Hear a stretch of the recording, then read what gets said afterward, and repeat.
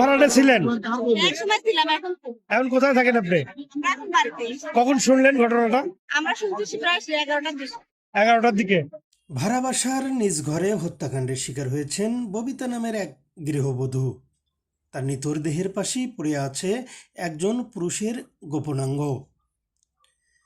ঘটনাটি ঘটেছে গাইবান্ধা জেলার পলাশবাড়ী উপজেলার আরামলাগাছি গ্রামের ঢোলভাঙ্গা পূর্ব বাস স্ট্যান্ড সংলগ্ন একটি ভাড়া বাসায়।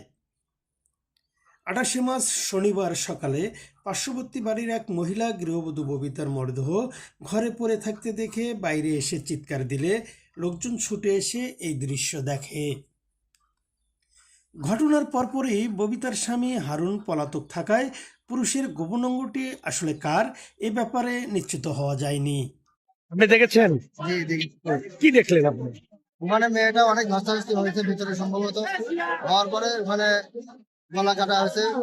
দেখে এলাম ভাই, ওটা তো মনে লাশ আগা যেভাবে কাটছে তাকে তো মেয়েটার উপর নির্যাতন করার পর মনে হলো কামড়ের সামনে কাটা গেল। তবে স্থানীয় ও মেয়ের পারিবারিক সূত্রে জানা যায়, বেশ কিছুদিন থেকে মোবাইলে কথা বলা নিয়ে স্বামী স্ত্রীর মধ্যে দ্বন্দ্ব চলে আসছিল। সেই ঘটনাটিকে কেন্দ্র করেই এই ঘটনাটি ঘটতে পারে বলে সূত্রে জানা গেলেও এই ঘটনার সাথে একাধিক লোক জড়িত থাকতে পারে। ওর গলাটা এইভাবে এখান থেকে কাটা, এখান থেকে একবার তুলে দেওয়া। ওরা আমার ভাগ্নি হয়, আমার আপন ভাস্তি। আমি বাসা থেকে শোনার পরে খুব যোগ্য এসে ঢুকি ভেতরে ভেতরে ঢোকার মতো কোনো পরিস্থিতি নেই, কিন্তু আমি একটা জিনিস দিলাম, এখানে ওষুধেরও কিছু বাসা দেখা যাচ্ছে। আর যেভাবে ধস্তাধস্তি, তাতে মনে হচ্ছে একজনের পক্ষে এটা সম্ভব নয়। ববিতার স্বামী হারুন মোল্লা অনেকদিন থেকেই তার নিজ বাড়ি সাদুল্যপুর উপজেলার চকভগনপুর গ্রাম থেকে পলাশবাড়ী উপজেলার ঢোলভাঙ্গা এলাকায় বাসা ভাড়া নিয়ে সাইকেল মেকানিক্সের ব্যবসা করে আসছে। এটা এক মেয়ে মানুষের গলা কাটা লাশ দেখলে, গলা কাটা লাশ।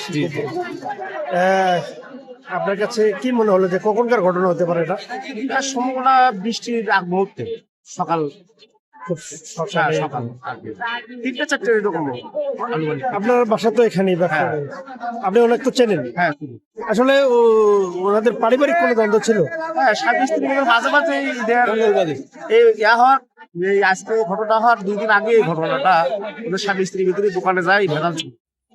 সূত্র বলছেন, এই হারুন মোল্লা 2013 সালে চকভগনপুর গ্রামের রানা হত্যা মামলার আসামি।